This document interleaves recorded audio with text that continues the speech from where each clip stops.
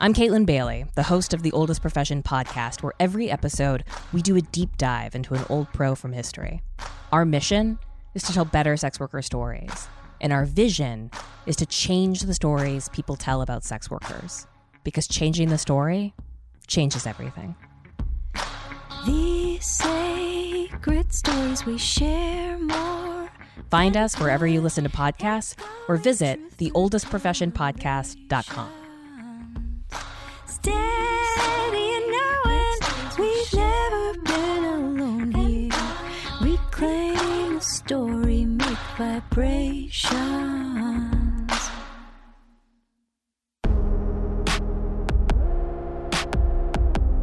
Welcome to the Peep Show podcast. News and stories from the sex industry. With Jesse and PJ Sage. Welcome back to another episode of the Peep Show podcast. This week we bring together the stories of 8 porn performers and how they are being impacted by payment processing and Visa Mastercard pulling out of Pornhub.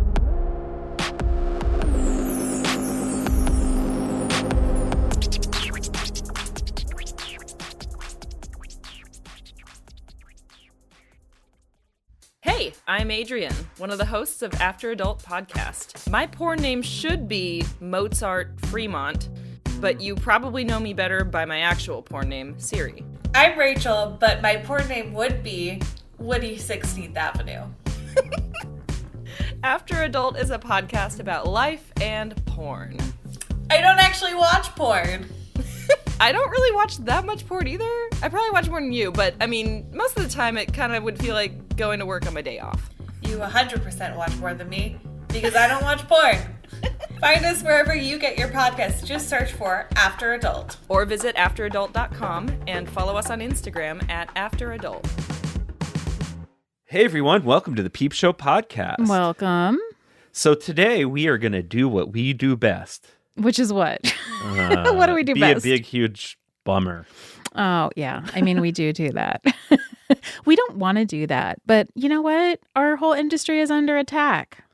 Yeah, I mean, we started this podcast really in the wake of Fosta Sesta. Right before Fosta Sesta, but yeah. Yeah. I mean, but like, whatever, you know, some of our earliest episodes really were in the wake of Fosta Sesta. Mm-hmm. And I mean, it's not... we did not intend it to be a Fosta Sesta podcast. No, we didn't even want a Fosta Sesta podcast. We didn't want Fosta Sesta, damn it. But, you know, so we spent a lot of time during that period talking about Fosta Sesta and its aftermath. And I fear that we are going to start 2021 very much in the same way, based on all of the changes that have been happening, mm-hmm. you know, with regards to internet regulation, or the way that, you know, these sites are being regulated and the terms of services on the different sites that we use. Yeah.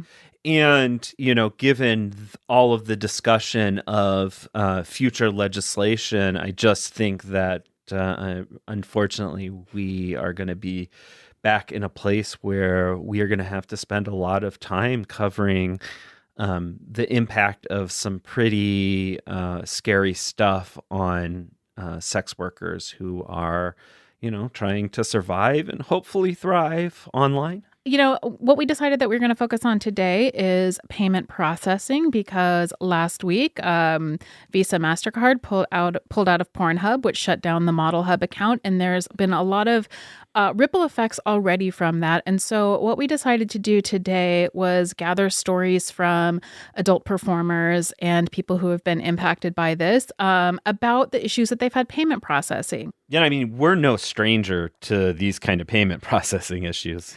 No, I mean, we were talking about this earlier today. A couple of years ago, right before Fosta Sesta passed, I remember I was sitting upstairs, I think actually recording something for the podcast, when I got this email from one of the cam some platforms that I worked on that said, and I don't even remember which one at this point because I used to work on several, and it said, if you have money on your Payoneer account, because at the time we were getting paid, our money was getting dumped onto like almost like a prepaid like Visa card that was processed through Payoneer. Go pull that out right now because those bank accounts are going to shut down tomorrow. And it was like 4:00 in the afternoon, like right before the bank was going to close. And I remember saying to PJ, like, get in the car, we're going to the bank. That's how she usually talks to me. Does that? This is what we are doing. I mean, it's actually not that far from the truth. We're going here, husband. We're telling a very serious story. No, we like went there and it was really funny because, I mean, this wasn't funny, but like one of our kids who was much younger at the time was sitting in the back seat and I got out of the car and went to the ATM and you can only take out so much money on the ATM, like, per transaction. So I take out like $400. I go and sit back down in the car. Then I get back in line and do it again. And he's like, what are you doing? It's like, well, but we lost money, like, because we couldn't pull it out fast enough. It was like an old fashioned run on the bank, right? It was like, the 1929 stock market crash, kind of vibe where you're like trying to figure out how you can take as much money out as possible in a single day. But then you can only get so much out and then it's gone. They're just like, the money's not there anymore. It sucked. Yeah. And that's exactly what happened. Like we pulled out as much money as we possibly could and then couldn't get the rest of it. And then those bank accounts just like vanished into thin air. And the thing that was like, I don't want to say that was like traumatizing because we didn't lose that much money, but what it did do from that moment on, I have never left like any balance in any account. Like, I have $20 in my OnlyFans account and that gets pulled out. I just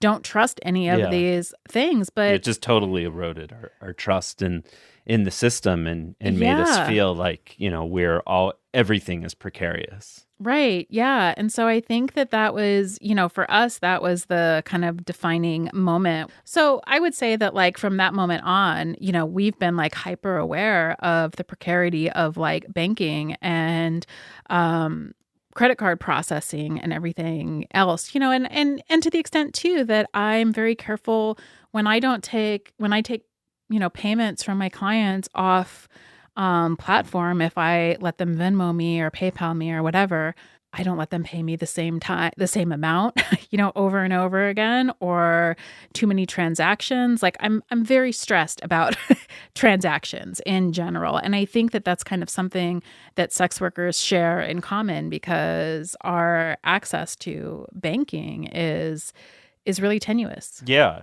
So you have clients that'll want to pay you for 15 minutes and then pay you for another 15 minutes. And you have to be like, no, you need to like... Yeah, I've had to say that to several people where I've said like, you need to decide how long you want this session to be beforehand because we are not adding time to my, payment app because, and that sucks for me because I'm, turning down money at that point, but I'm turning down money because I don't want to be shut out of my apps. Yeah. And you just feel like if you get those multiple payments, that's going to increase the likelihood that you'll get flagged. Yeah, absolutely. And I mean, the other thing that I want to talk about is the fact that, I can't have a Venmo under my real name and under my stage name, which also creates like all sorts of problems because, non-sex workers use payment apps to buy their friends lunch and, like other sorts of things. And that becomes like a really big problem for me and for sex workers because I don't want to use my legal name for my clients for obvious reasons, but I also don't necessarily want, everyone who I, use PayPal or Cash App with to have my stage name. And so it precludes banking transactions in both directions. Yeah, and it means you're always jumping on my phone because you have like 10 different accounts. Well, yeah, I mean, that's true. How am I supposed to catch Pokemon if you're always trying to conduct business banking, on your phone. Transactions on my phone. I mean, Well, seriously, these are the real problems. Yeah. You know what, honey? Yeah. You married a sex worker. It's your lot in life. It's my duty. It's your duty. Yeah. No, I mean, so we don't want to take up too much time, but we did want to talk to you all a little bit about like our experience, but then also say that what we wanted to do with this episode is, share multiple sex workers' stories because it gives a much broader picture of what's going on. And we didn't want to just talk about what's going on right now. We're kind of still trying to figure out what's going on, but we wanted to talk about what's going on now, obviously, but we also wanted to go back to people who've been working in the industry a long time, who've, to give especially new performers and people who are newer to the industry kind of a historical overview of the relationship between the porn industry and payment processes, because this didn't come out of nowhere. It's just kind of reaching a boiling point. Yeah, absolutely. I mean, arguably, a lot of these issues go back to the 90s and possibly earlier. This is before my time, before I, really was intimately familiar with all of these things. But, my understanding is that the way that credit card companies and different payment processors have shaped what content the industry could and could not release dates back decades. Mm-hmm. And so we are going to try to delve into some of that, but we're only able to tell some stories and piece together some of the history. And we recognize that there are a lot more stories to be told and a lot more history to be uncovered. So this is a starting point in trying to piece some of this together. Yeah, and I want to encourage people because this is a compilation episode where we're bringing in the voices of 8 different sex workers to talk about their personal experiences with payment processing issues. If you want more of a global look at what's happening, we encourage you to go back to the episode that we recorded last week with Melissa Gier-Grant, who talks more in depth about what's happening and who the players are and why. So if you haven't listened to that, I would suggest that you go back and listen to that and then come to this episode, not so much as a way to understand exactly what's going on, but as a way to see in context how this is impacting our community. Yeah, and so with that, I think we probably should jump into our first story. So all of the stories have been contributed to us from people within the community. We give a very big thanks to people who felt compelled to share their stories. And Bella Vendetta is the first one that we are going to listen to. Hi, this is Bella Vendetta. I just wanted to chime in and talk to everybody a little bit about what's been going on with credit card processors censoring adult content and deciding what they think is acceptable for us to find sexy or not. It's a little frustrating for me to hear and everyone going and saying that the credit card companies are now just starting to censor content, because I've been at this game for quite a while. I launched my website, bellavendetta.com, in 2003. And at that time, it was really, really hard for me to find a credit card processor that would do the billing for my site, because we had some extreme BDSM on there. I had things like menstrual blood content, blood play and play piercing, and some other things that were considered pretty extreme as far as American porn was concerned. So I actually went through 3 different payment processors who would take my money, kick me off for violating their terms of service, and then I'd have to start all over the process of finding a new one, paying the fees, paying ridiculous, exorbitant percentages, as high as 25% of my money they were taking. So every time that a payment processor would go down, a new one would spring up and I'd have to start the process all over again. But these things were always really, really shaky. So I ended up having to change the type of content I was making, because the credit card companies were telling me that the kind of content I was making was not acceptable. That ultimately led to the site being hacked and then taken down because I didn't have the heart to go back and rebuild what I had done before. So I know for me personally that the Visa specifically and Mastercard had a huge part to play in me not being able to be as creative as I wanted to that stifled my sexuality and the kind of content that I've been creating for the last 10 plus years. If I had it my way, I would make things that are really, really different. But I now make things under the confines of how I can legally sell them in this country. And it's really sad. So this is not a new censorship. I'm glad that we're talking about it again. And I hope that we can find a solution for it, because we don't deserve to be silenced or stifled or kicked off platforms, or, the typical American porn consumer certainly doesn't deserve to have a credit card company dictating what they can and cannot find sexy. That's what I have to say on the subject. Much love to all my sex workers out there that are navigating this really difficult time. Wow. Yeah. I mean, one of the reasons that I wanted to start with Bella's story is because Bella demonstrates so perfectly how long it has been that credit card companies have been controlling the porn that we're allowed to see and that we're allowed to produce and that we're allowed to disseminate. So a lot of people, and I think this is particularly useful to people who are new in the industry or who don't know a lot about this, we're talking about this now as if it's shocking, but actually Well, when you say we're talking about this now, what you mean is the fact that Visa and Mastercard is now refusing to process payments for Pornhub. This has been happening for a long time. It's just kind of coming to a head now. So, one of the examples that Bella brings up is menstrual blood. So I was talking to a friend of mine the other night and brought this up, and, somebody who's not in the industry, a vanilla friend, if you will. And I told her that the reason that she's never seen any period blood in porn is because the credit card companies have deemed that they won't process payments with porn that has menstrual blood in it. And she said that I was blowing her mind. And it is mind blowing if you think about it, that credit card companies are the ones that decide what's obscene and what's not obscene and what they're going to process and what they're not going to. And I mean, right. And I mean, all of that happens behind closed doors. Right. Mm-hmm. And I mean, there are these major questions of who gets represented in these conversations, right? If it's the boards of these payment processing corporations that are making these decisions, we know that wealthy white dudes, probably from Christian backgrounds, are going to be vastly overrepresented in those circumstances. Yeah. And, who's getting left out and whose,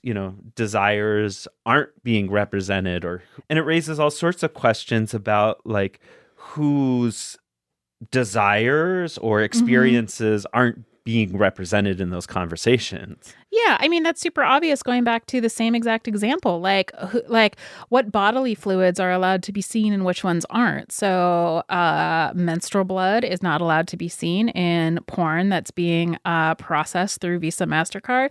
But, semen is not a big deal. And I think that it's striking if you think about the do's and don'ts.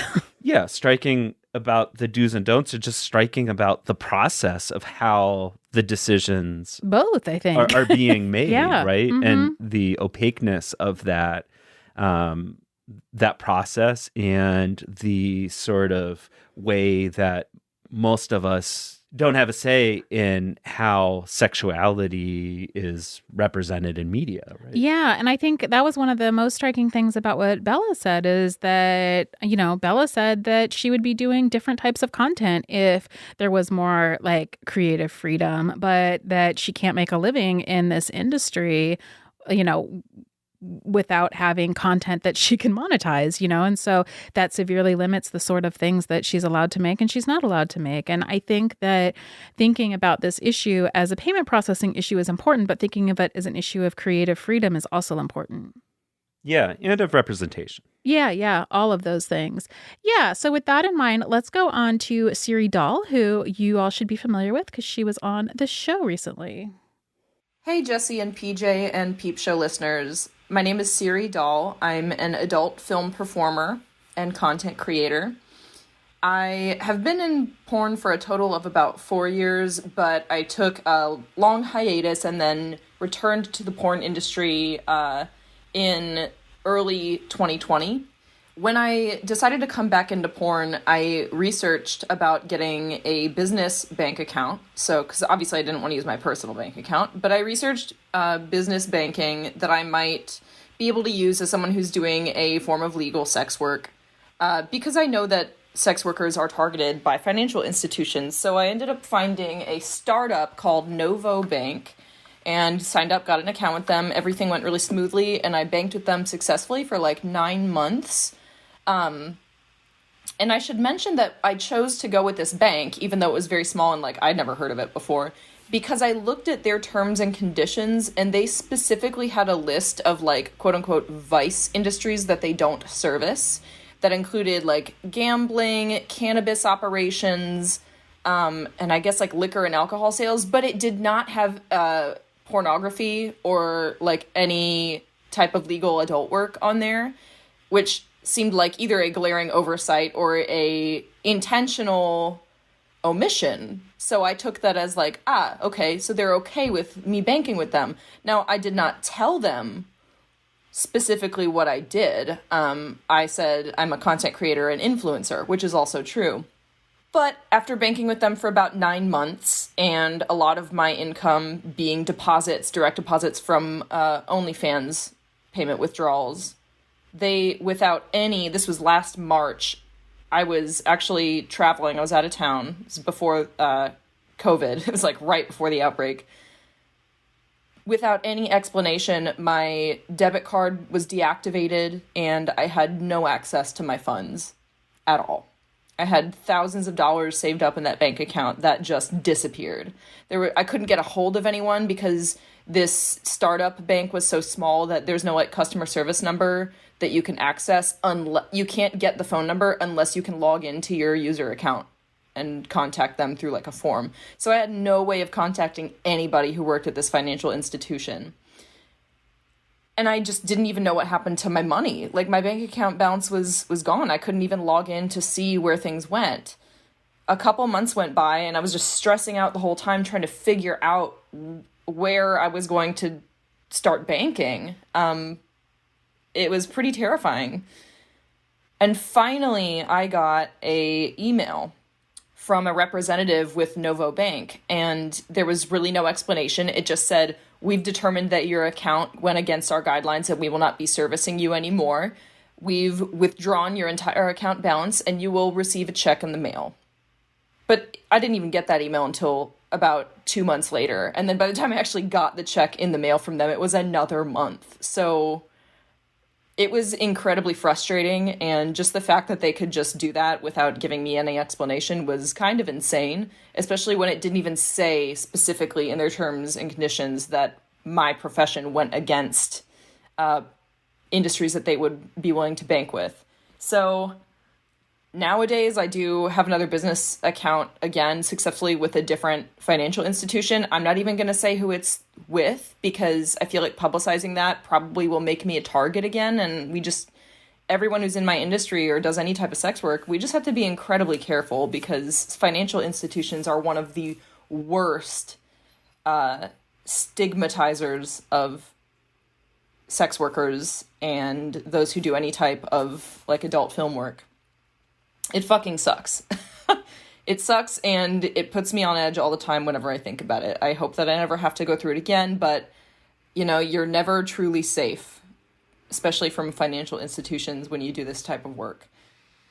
One of the things that really irritates me about this issue with bank accounts shutting down adult performers, like checking accounts, is rooted in the reasoning that they give. So the reasoning that they give typically for shutting down an account, the reasoning I got from Novo, is that we don't bank with anyone who's in the pornographic film industry because or like any adult industry. I assume that they probably have the same, to some extent, the same stigmatization against like sex toy shops, probably. I'm not sure.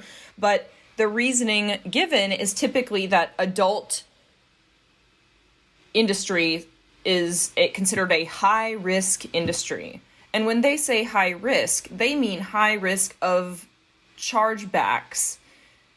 That's a cop-out when the customer in question, the person holding a bank account, is like like I'm a contractor. I just get payments from like OnlyFans, but I don't have a merchant account.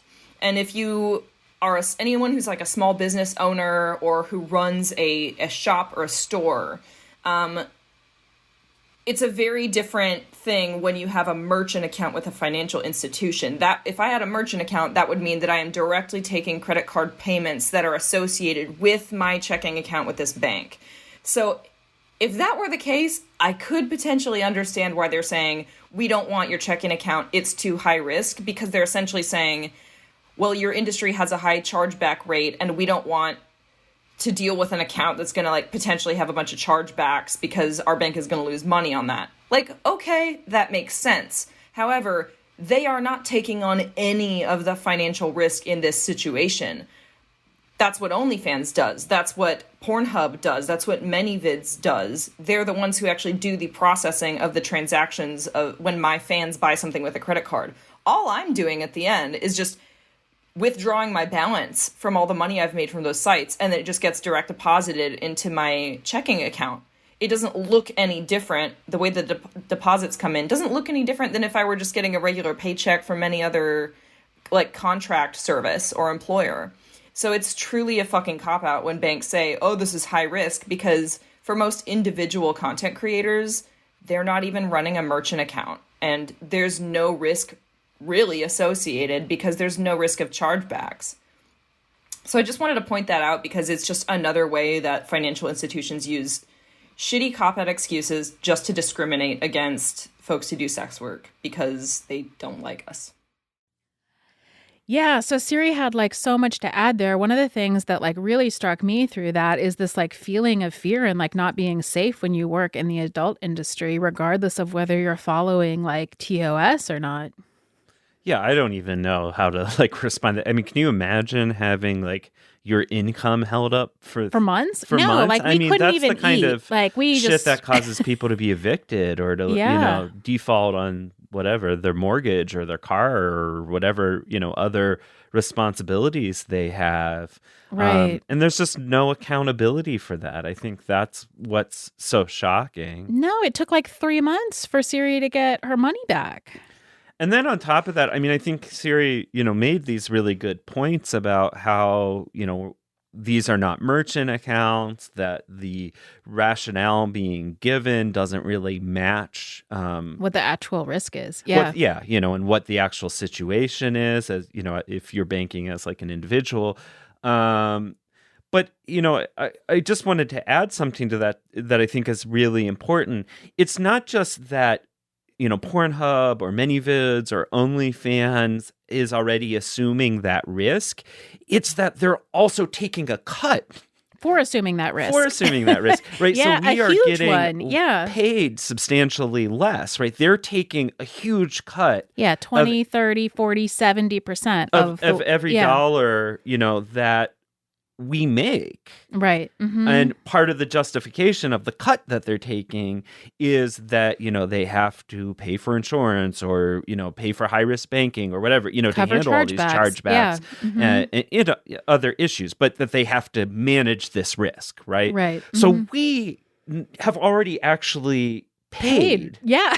I mean, I think that's a really good point. A significant chunk of our income to mitigate this risk. Yeah. And yet, then, in spite of that, Siri is being told that, in spite of the fact that they've already taken a huge cut of her pay to manage this risk, she's still being told that she can't bank. Right. And I think that's what is like so frustrating and absurd and about this. And frightening. Yeah. Mm-hmm. Yeah. Is that like sex workers are being squeezed on both ends, and it feels like we're like the collateral damage for this. I do things in the same way that Siri does. So I work on ManyVids and on Nightflirt and on OnlyFans and a couple of other places. And I, pull my money out every time I have it. Nightflirt takes my money out daily and deposits it as into my checking account. And that's where I get all of my money. It's like through those sorts of daily, withdrawals and deposits into my account. So, and that's how, most people in our industry do. Yeah, it's just so frustrating.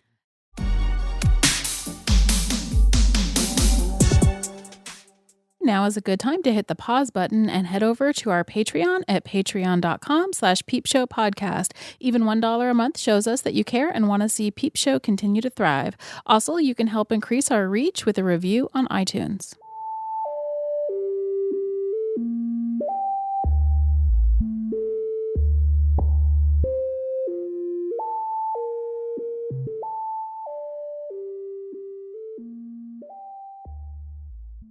Yeah, so let's turn to Mary Moody now. Mary Moody is going to be talking about Pornhub specifically and what happened to her this week. Just a little side note here. This is a post Mary made earlier this week, and she gave us permission to also share it here on the podcast. Hi, I'm Mary Moody, and I'm kind of just still freaking out about the fact that this religious anti-porn group managed to convince Visa, Mastercard, and Discover to just take away my income for something that I legally sell. Everything I do is legal, and I'm just kind of freaking out. I feel like everyone needs to know that this is insane, and it sets the craziest precedent. And that's $1,200 a month for me. That's rent money. That's absolutely terrifying, and I don't know what to do, and I'm terrified that they're going to do this to other sites next. So I'm a regular person. I do legal work. I really love my job. I'm not a victim. I'm now a victim of Visa. I'm a Visa victim, Mastercard victim, a Discover Card victim. And what they're doing is not helping any victims. Taking my Visa, Mastercard, and whatever from Pornhub and ModelHub literally only stops adult verified legal sex workers from making an income. It doesn't help victims in any way. It doesn't help anyone. It only creates victims. And I'm freaking out because my income's just gone. And so is the income of so many people I know. And what site is going to get hit next? So please share your stories, because the only thing that matters is stories, and no one cares about statistics or facts. All that matters is personal story. Yeah, so I feel, I have to say that I never created a Pornhub account, and so I'm not being hit as directly, but I think that the point that Mary's making is really, really important, which is that if Visa and Mastercard are going to pull out of a company as big as Pornhub, as MindGeek, the biggest porn company that there is, company, right? There's nothing to say that they're not quickly coming for OnlyFans and MiniVids and all of the other platforms. So the people who are making the majority of their money on, Pornhub are hit really hard right now immediately, but it does set a precedent, as she says, for all of the other platforms that we work on and the other banking institutions, as the other speakers have already commented on. Right. I think she makes a really important point here that, this whole campaign is ostensibly about helping victims of child exploitation, but there's no real evidence that it's doing that. Yeah. When there is very strong evidence that in the middle of a pandemic, it's doing very real harm to already marginalized sex workers. Yeah. And we should talk about that. We are in a pandemic. We're in a pandemic that puts everybody at risk who contact each other, which means that full service sex workers are, for the most part, out of work. Strippers are out of work. There's tons of people in the industry who turn to online sex work at this time because their other ways of working have been shut down during the pandemic. And now, 9 months into the pandemic, when we still don't have the disease the virus under control, now this way of making money in the sex industry is being shut down. And I think it's also worth noting that, this does seem really unfair for people who are on the legal-ish side of the line when it comes to sex work. But, these same payment processing issues do also affect criminalized sex workers as well. And, criminalized sex workers are already significantly more marginalized. Right. And so, the way that this is going to affect criminalized sex workers is, probably going to only compound in deeper and more problematic ways. And I just want to be really sensitive to that.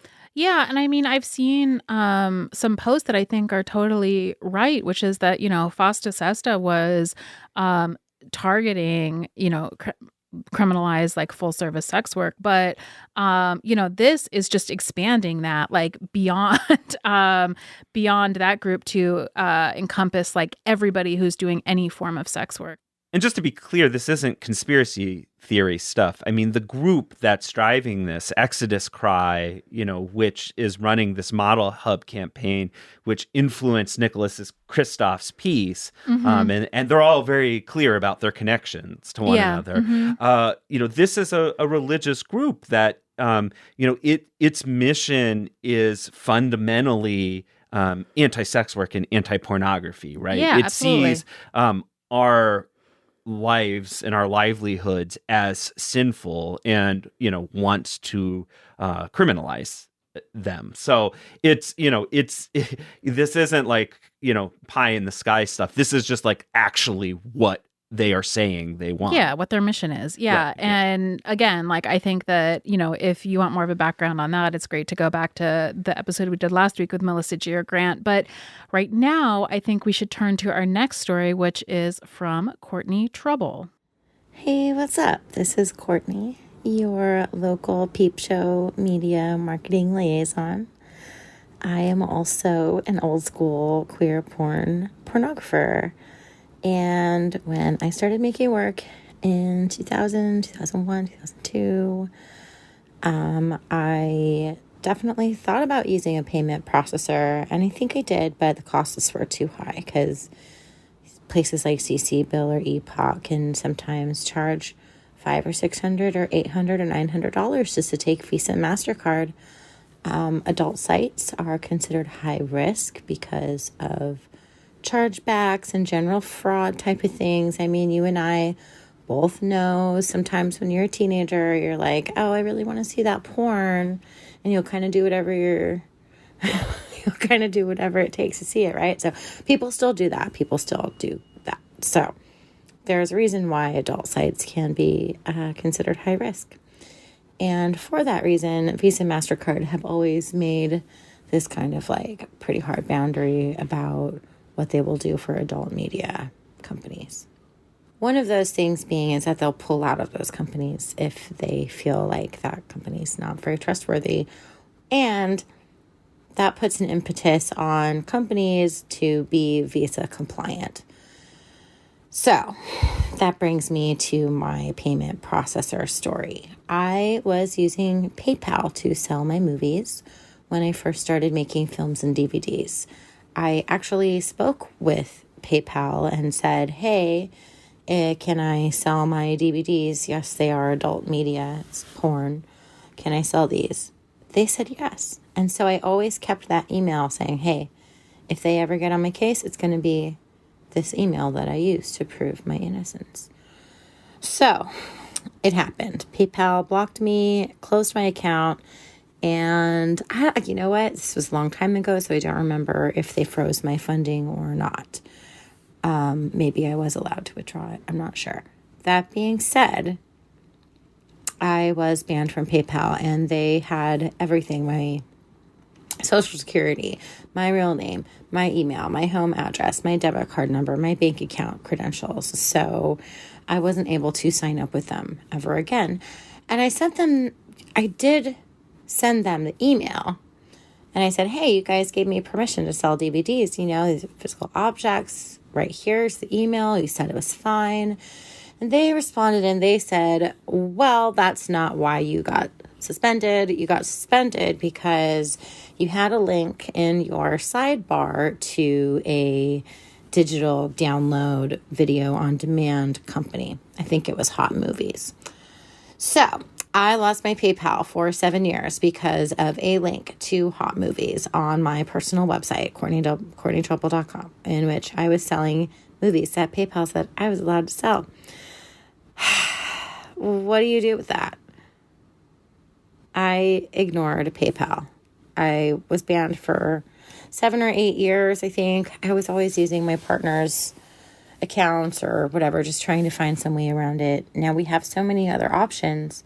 But what I did for work moving forward was a real sign to get serious about having a merchant account so that I could accept my own credit cards. And that meant going with an adult-friendly company. I found one, Veritel. They're based out of the Netherlands, Amsterdam, actually. And I really like them. I've been with them this whole time. They handle my memberships. They handle my credit cards. They handle the payments for my Clip Store. They handle fraud. They handle chargebacks. They handle everything. And instead of deleting me out of the blue someday or freezing my funds, if there's ever anything that they need to discuss with me, we discuss it openly and honestly because they're an adult-friendly merchant account provider. Yeah. So, I mean, one of the things that I think is really interesting about Courtney's story is that you can do everything right.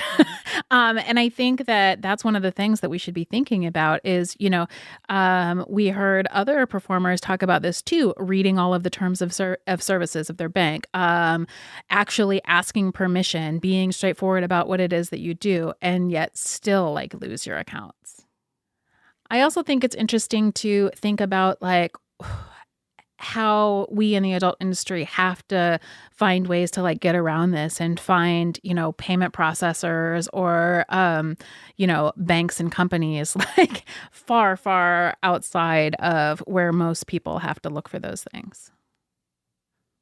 I don't even know what metaphor to use. It's like shifting sands or a moving goalpost or something. Mm-hmm, But, it feels like no matter what you do, the rules are always going to change, or you're, always risk, getting screwed over. You can never really trust that you're secure. And, right. We're not talking about a minor thing here. We're talking about banking and participating in the economy. Right. Yeah. So with that, let's turn to Reya Sunshine, who is going to tell a bit more personal of a story. I'm Reya Sunshine, and I'm an independent adult content creator. So this whole thing with the credit card companies pulling out from using Pornhub, it's affected me in numerous ways. A little my income. Fortunately, I use a lot of platforms. A little more than my income. It's made me really scared. It makes me scared that it all happened from one article, and the article was written in conjunction with Trafficking Hub and Exodus Cry. That organization is really off-putting to me, and the fact that they are very anti-porn and basically want to eradicate porn, basically think that porn is synonymous with human trafficking. That scares me. And it scares me that it happened to Pornhub, aka MindGeek, which is the biggest brand in adult. I think it sets a scary precedent for Trafficking Hub to feel more empowered and sets a scary precedent for what could happen to the rest of us in the industry. But what I really want to talk about is very personal, and it's that it was pretty traumatizing for me. It just re-triggered some of my early trauma. So I was raised in a very religious family, and my mom, bless her soul, meant well, but she kind of fucked me up with her religious parenting. So I figured it out very young, and by it, I mean masturbation. It wasn't sexual for me, but I was shamed for it.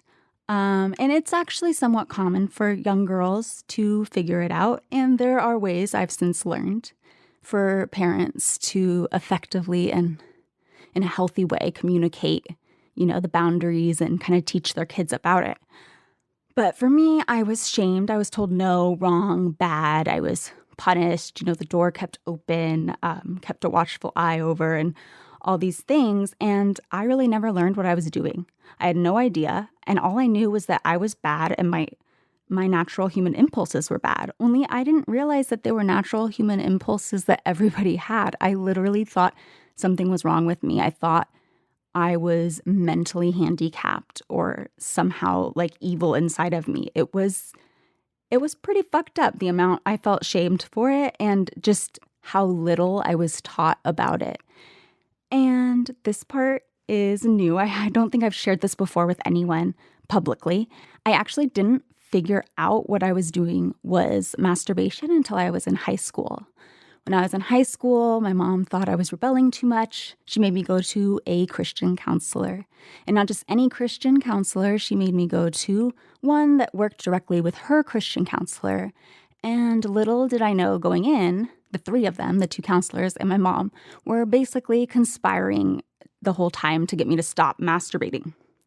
So my counselor had me read aloud from this book, and it's this book promoting abstinence, and it has stories from young girls who allegedly, who knows if they're even real, allegedly, reformed their sexual urges. And one of them was similar in mine, that she didn't understand that she was masturbating, and then she realized it and quit her sin or whatever. So she had me read that out loud to her, which is pretty embarrassing and traumatizing in and of itself. Then she asked me what I thought. And it was like this deer in the headlight moments because I was like, what the fuck? Like in my head, oh, that's what I've been doing. And it was like this mind blown thing. So I just said to her, freaking out kind of on the inside. But obviously I didn't trust this woman. I just said, oh, that's crazy. She didn't know she was masturbating. And on the inside, I felt embarrassed. I never learned. I felt ashamed of the actions and the masturbation and everything, and just so conflicted about it all. And I felt really betrayed by my mom. And I wish I could hug the younger me and tell her it's not your fault and it's a human impulse and nothing's wrong with you. But now I kind of see myself healing myself through my work. And I love what I do. And I feel like by owning my sexuality in my work, I'm able to own myself fully as a human being. And for the first time in my life, I'm able to take control and really accept my sexuality rather than have someone else control it and have it be shamed. So it's like my terms and owning it. And I think it's a really beautiful thing. And this whole thing with Trafficking Hub was really triggering for me. It was like the authoritarian parent sort of who thinks they know better and is going to control my sexuality for me. So it was really triggering. And the triggering because it's like they had that power. It's like they did have that parental power over all of us legal, consensual sex workers. So that scares me, and I want to share my story. I hope it helps, and I really fucking hope that someone from Exodus Cry hears this and knows that, their work of stifling people's sexuality just leads to more porn and sexuality. So good fucking job, Exodus Cry. Wow, that was like a really powerful connection she was making there. I see where she's coming from. And honestly, I also grew up in like a religiously conservative environment. And so I carry a lot of the same history, baggage, whatever. Mm-hmm. But yeah, I mean, I think her point about like, the authoritarian parent sort of becoming the authoritarian system and, Mm-hmm. And feeling like these patterns are repeating themselves. Like, I don't know, that like resonated with me. And telling us what we're allowed and not allowed to do with our bodies. Yeah. I mean, I think she just really captures like part of why it's just so frustrating. Mm-hmm. Yeah, absolutely. And I agree with her. I think that like reclaiming that through the work that she's doing is really beautiful. It is really powerful and it is really beautiful. And to all of the anti-porn like haters, it's really sad to me that they can't see the sort of like the things that are happening like on a personal level for the people who are working within it and have no like compassion for that. Yeah, and also, to the people like Christoph who claim to not be anti-porn, but then ally with these anti-porn groups. Yeah. I mean, to be clear, it is, people like Reya that you're, deplatforming, right? Who are trying to be thoughtful and to like, approach this from a healing place, working independently, building their own business, doing it not like under the thumb of some, terrible company that's, but really like coming up with their own vision. I feel like, this move has like deplatformed precisely those people. Right. And it's the like, child exploiters who are the ones who are just going to go find a different place to post like, their abuse materials. But it's, the very people, that are, making the kind of porn that we might want to hold up as like a positive, that are being harmed by this. And that's just, again, what keep saying this because I'm so frustrated, but that's, what's one of the things that's frustrating here. Yeah. Let's turn to Kiara. Skye. Honestly, I have been very fortunate to not have any of my Cash Apps shut down.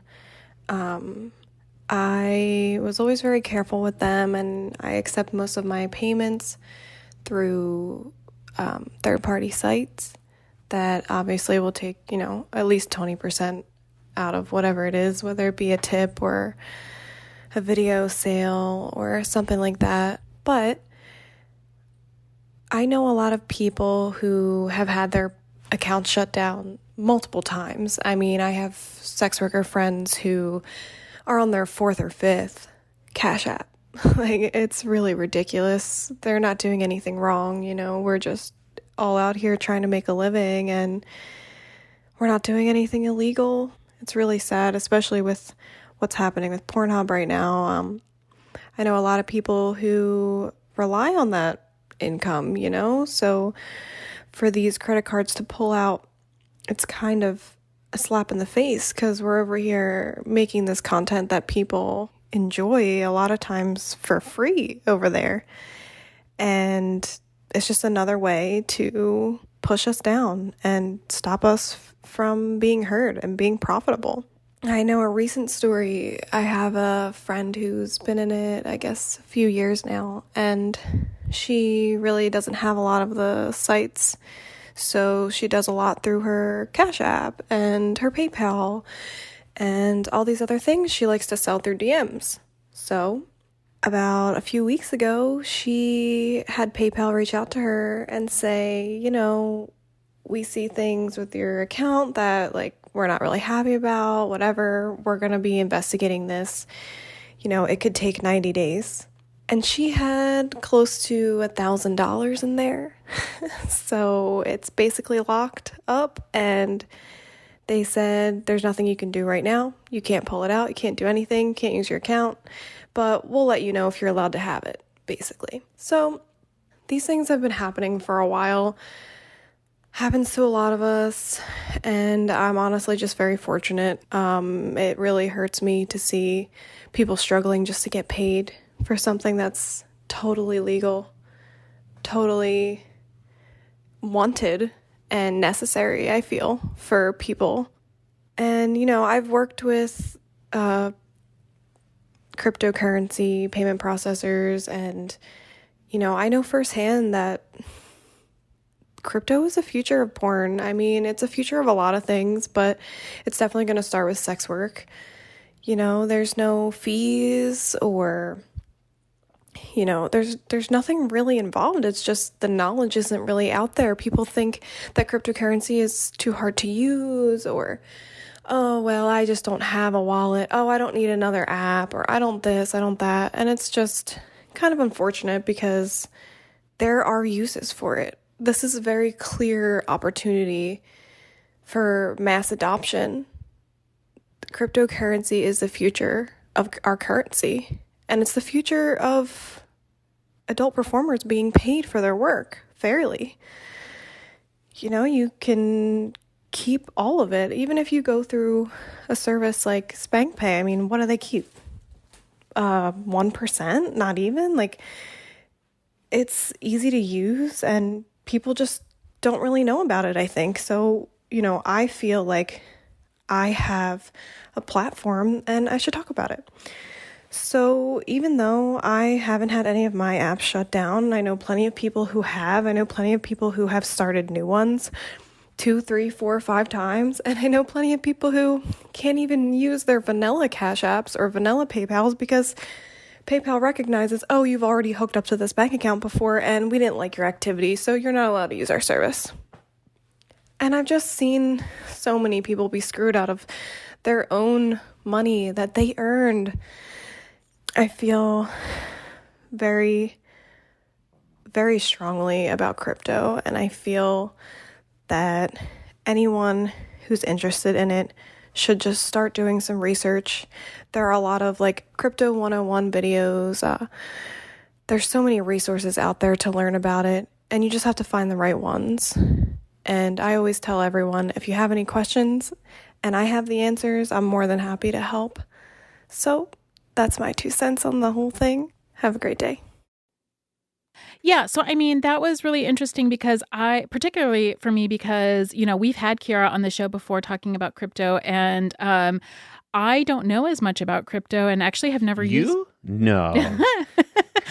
You're a resident tech whiz. I don't know that much about technology, to be honest. I use what PJ puts in front of me and tells me to use. And you've never put crypto in front of me and told me to use it. So, that's. I think somewhere I have like 1/100th of a Bitcoin or something in a wallet that I have long forgotten the key to, that is probably now worth, I don't know, like $10 or something.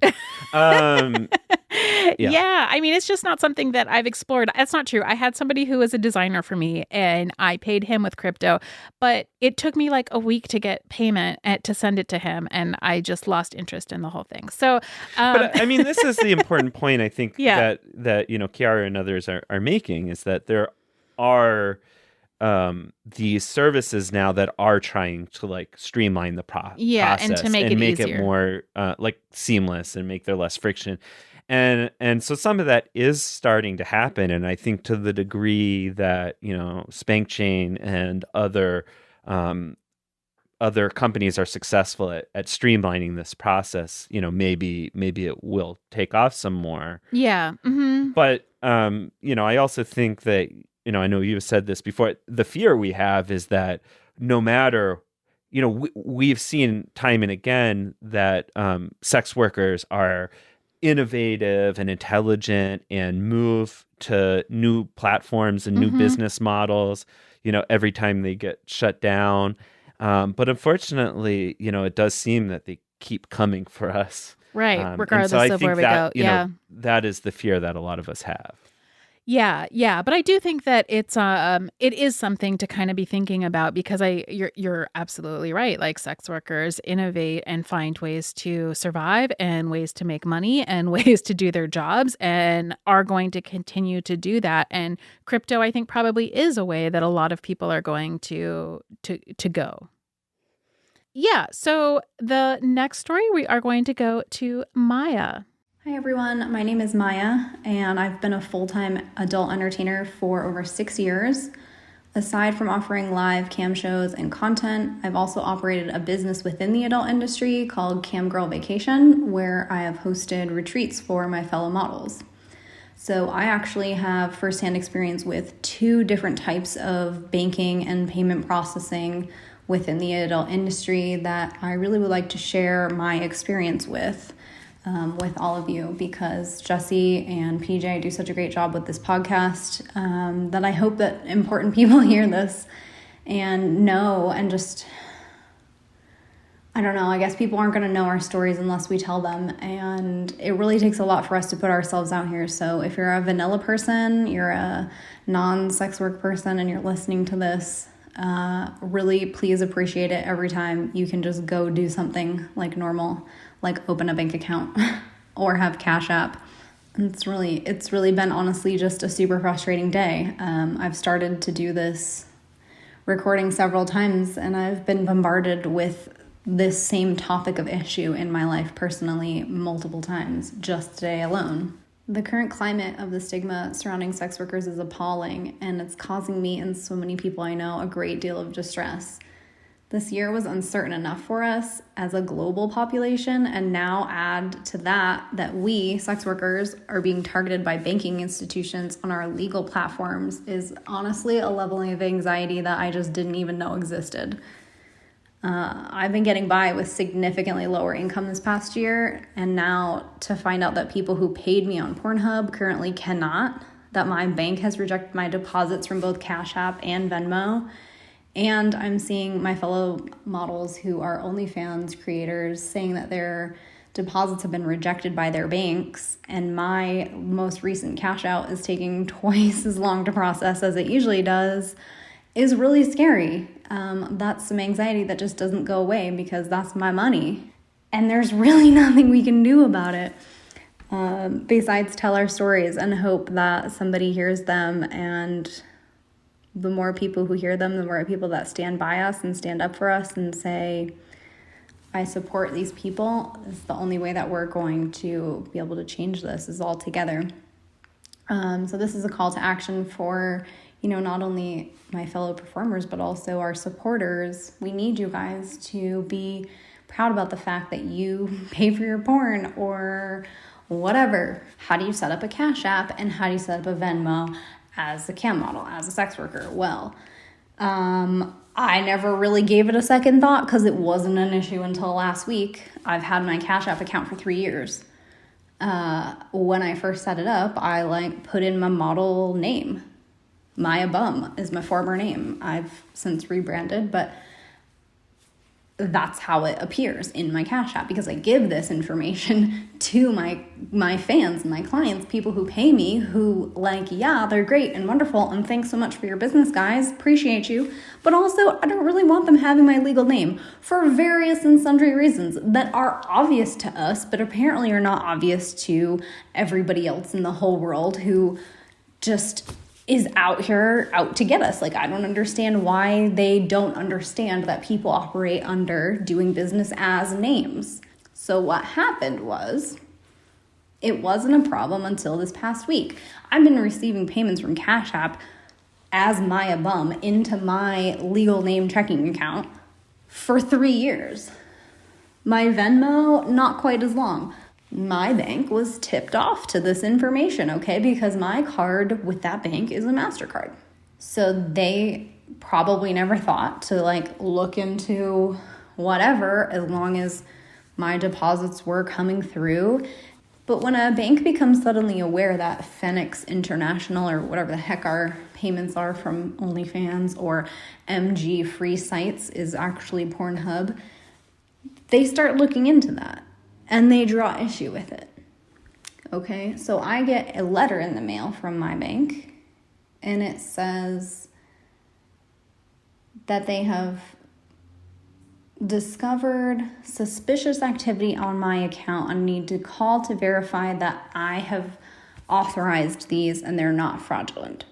And then it listed out my 2 most recent Venmo deposits and then my most recent Cash App deposit.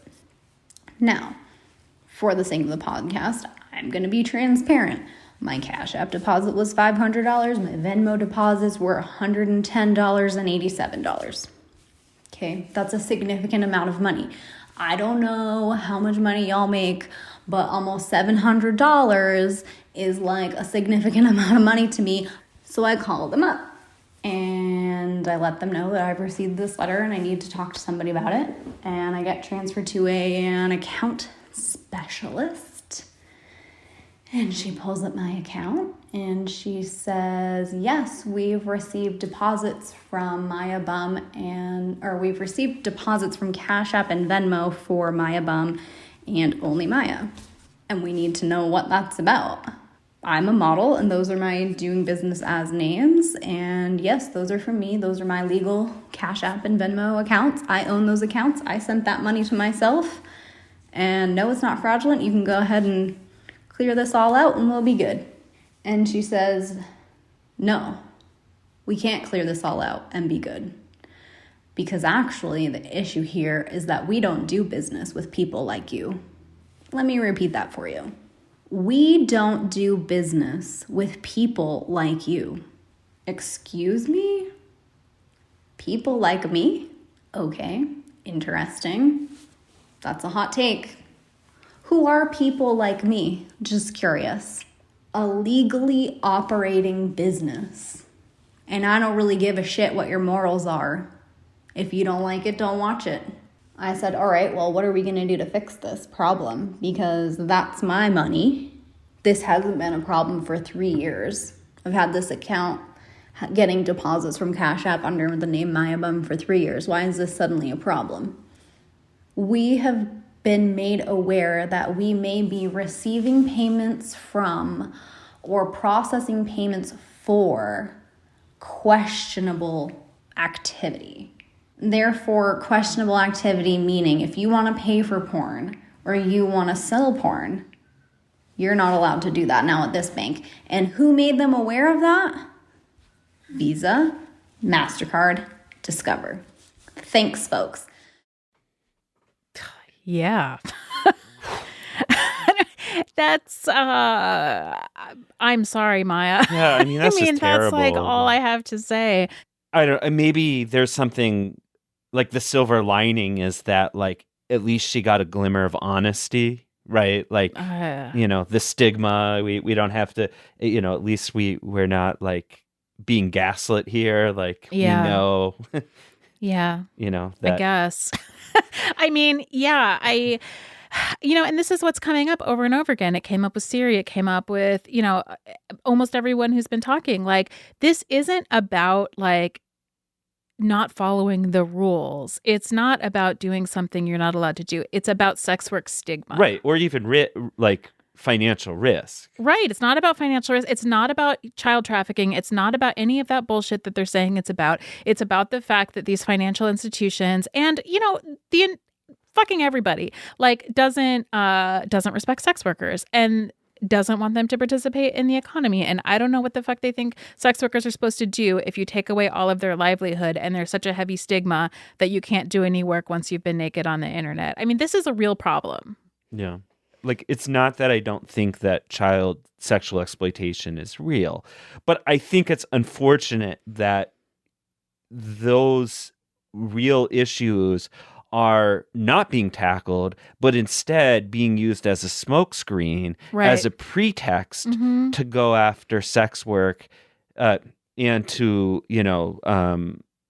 enact these draconian policies, against sex workers, with the intent of abolishing or making it impossible to do sex work. And I just keep coming back to this. I mean, this is the sad part is that, the people who are the real victims, the people who are victims of exploitation aren't getting helped at all, right? No, no, their absolutely situation not. isn't improving at all. All of this energy and effort probably would be best served by, I don't know, offering resources right, to, and support services to people in those situations. But instead what we're getting is terrible rules and policies that, make it harder for, make victims out of sex workers. Well, right? I think Mary Moody said that fantastically when she was like, I'm a victim of Visa. I'm a victim of Mastercard. That's what I'm being a victim. That's what's victimizing me right now is these banking policies. Yeah. And then, with Maiia, just the way that the stigma came through so clearly, and it just shows that like underneath this very thin veil, this sort of veneer of like trying to, save the children or save, the trafficking victims, which again, to the degree, I do think we should be enacting real policies, not bullshit policies. Right. Yeah. To help people who really are victims of exploitation. But that, we can see in this case that, behind that very thin veneer, the real motive here, is ultimately like, it's like moralizing it's moralizing and it's anti-pornography. Right. And it's justifying like systemic exclusion. Right. Of sex workers or, anybody who's involved with deviant sexuality or whatever, from participation in the economy and increasingly participation in the social world. Yeah. As the social world during this pandemic is all online, and I think that that's also worth pointing out is that like at a time when many strip clubs are being shut down, when other like places of business have all turned into our houses and to online meetings, like sex workers and online entertainers are being like pushed to the margins. Yeah. Yeah, so let's go to our last story, which is from Allie Knox. Hi, I'm Allie Knox, and I've had a ton of problems with payment processors. I guess it started in 2014. I had my PayPal shut down, followed by, Square, Cash App, Venmo, Google Wallet. Literally every single payment app I've had shut down. So I turned to crypto about 2014. Started taking Bitcoin. It was really cheap at the time, and I held on to it because I had no idea what to do with it. I didn't know if I could sell it or what the process was like. It's just very confusing, and I had no idea. And at the time, people weren't really talking about it. So I kept it for a while. Started taking other crypto payment solutions like I started taking some ETH, some random shit coins every once in a while. Opened up an account through SpankPay, took a bunch of stuff because they take a bunch of stuff through there. Theirs was really easy. I worked for them for a bunch of years, and the payment solution that they have is really great if you're interested in crypto. Anyway, I just recently got my very last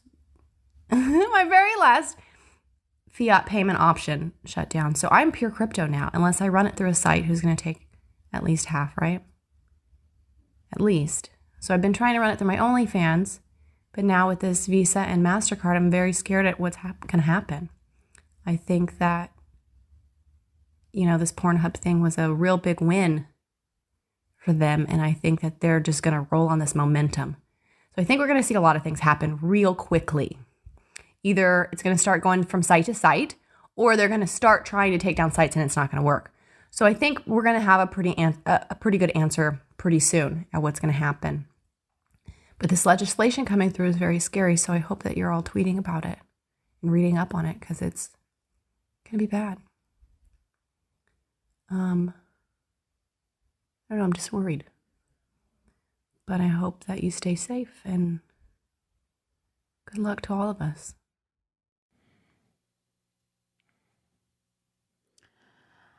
Yeah, I mean, I feel Allie's fear, and I feel it in her voice, but I also feel it in myself, and I felt it through like all of the stories that have been told tonight. Yeah. I mean, there's just a lot of uncertainty right now, and I don't think anybody wants to like contribute to fear mongering. Yeah. But I think the fear is real because,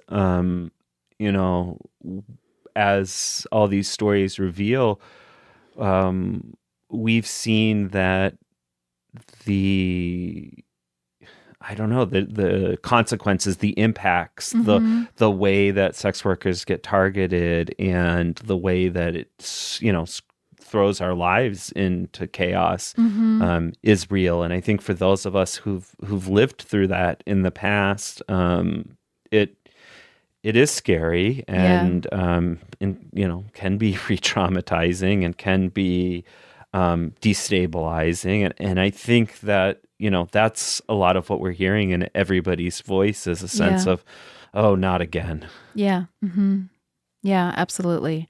And you're right. And I think that was actually one of the reasons that we wanted to pull together a compilation episode about this, because I don't know, there's something about listening to, a chorus of voices who are all talking about the experiences that they've had that, I don't know, that makes all of us feel a little less alone or a little less like crazy in this, and Maiia earlier said that the only way that we're going to get through this is together, and I do think that's true. I think that us as a community, the sex work community, does really need to band together right now to fight these policies that are putting us all in danger, in the same way that we did after FOSTA SESTA. When FOSTA SESTA passed, there was like a lot of community organizing and a lot of working together, and I hope that happens now too, because, not just porn performers, but people in all sectors of the adult industry, like we need to stick together at this point to figure out how we're all going to get through this, because, losing people along the way is, not winning this. We want to bring everybody with us. Yeah, totally. And I think, for one, a lot of these sectors of the economy overlap. Mm-hmm. And two, I think that we don't even know the effects that that these policies, are going to have, or like the domino effect, the trickle down effects, on a lot of different parts of the community. And I think it's safe to assume that, the people who are already, kind of the most marginalized or suffering the most, ultimately, are going to see, probably the greatest harm from, whatever those trickle-down effects end up being. Yeah. Mm-hmm. The only thing that I can say is that I'm so, so grateful for everyone who contributed their stories and for everyone who was brave enough to, use their voice and use their platforms to talk about what they're going through, because this is something that for those of us who aren't immediately going through it, we will all be going through this in one form or another. And I think that that's something we should all be cognizant of. And it's something we should be empathetic toward one another about, like, how this is impacting everybody at this point. So, a couple of people, both Mary and Maiia, said that this is a call to action. I think it is a call to action, and I would echo that. It's a call to action for us to continue to tell our stories, to continue to use our platforms as long as we have them, and that's another story for another day. But, as long as we have a voice, we need to use it, because people need to see us as real human beings, and not, in the words of the account representative, people like you. We are people like us deserve to bank. People like us deserve to make money. People like us deserve to be able to use our bodies in the way that we want to use our bodies to make a living. Yeah, and to just exist in the world and society. Mm-hmm. Yeah. Just to exist. Yep. Well, that's all we've got for this episode. But clearly this story is going to continue to unfold, and I'm afraid probably unfold rapidly. So we are going to continue to cover it in the ways that we can and try to platform as many sex worker stories as we can in the process. Yeah, so we're going to continue to cover this story, and we really encourage you to reach out to us to share your stories. We will be returning to this over and over again as all of this unfolds. So if you have stories, please feel free to send them to us. Please feel free to email me at jessie@peepshowmedia.com. We are very interested in how all of this is impacting you and your business and your work and our community, and we care about all of you. Yeah. All right. So I guess we are signing off then. Yep. Signing off. Have a great week.